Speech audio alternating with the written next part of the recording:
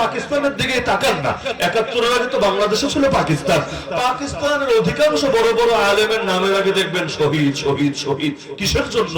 কে মারলো? কিভাবে শহীদ? নাস্তিক মেরেছে? না। তাহলে আমেরিকা এসে মেরেছে? না, তাও না। কে মেরেছে? আরে কাউরে মেরেছে কাদিয়ানি, কাউরে মেরেছে শিয়া, আর কাউরে মেরেছে ভণ্ড বেদাতি। আর মারবে না কেন?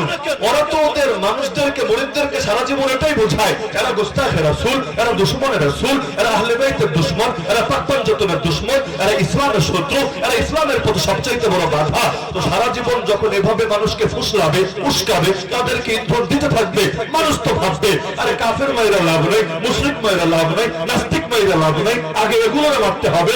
নবীর দুশমন যারা, তারা পৃথিবীতে কিভাবে বেঁচে থাকার অধিকার রাখে। এখন আসল দুশমন যারা, তাদের নিয়ে খবর নাই। যেমন আজকে সবাই লেখালেখি করছে যে ওদের জশ্নে জুলুসে নাকি 70 লক্ষ লোক হয়েছে।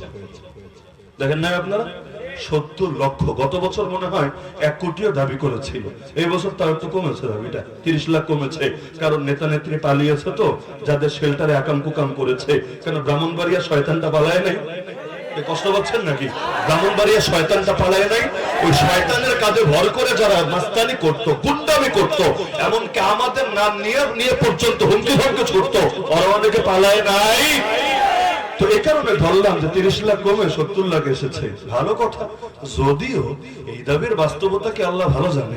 ইস্তেমার মাঠ কত বড়, ঢাকা গিয়ে চেক দিয়েন আপনারা, শুরু কই শেষ কই, পুরোটা হাঁটতে কত সময় লাগে।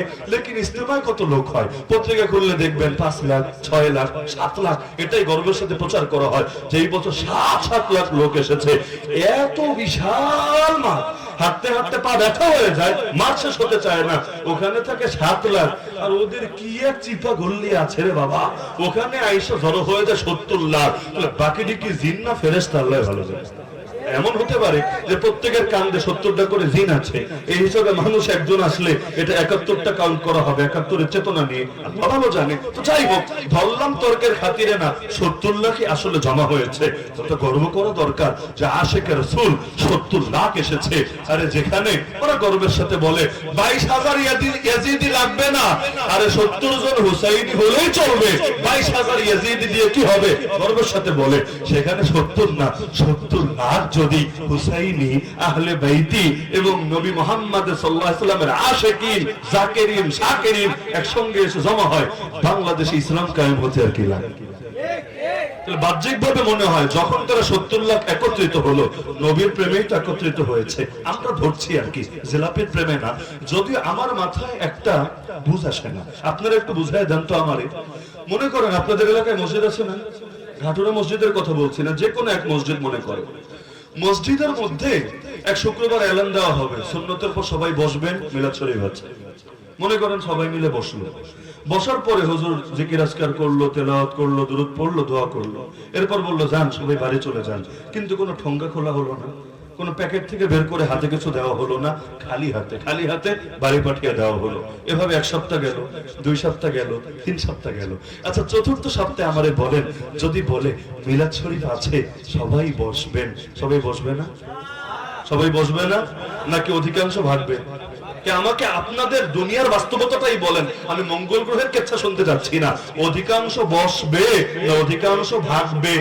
তাহলে মিলাদ তো নবীর মহব্বতে, আরে জিকির তো নবীর মহব্বতে, দুরূদ তো নবীর মহব্বতে, দোয়া তো নবীর মহব্বতে।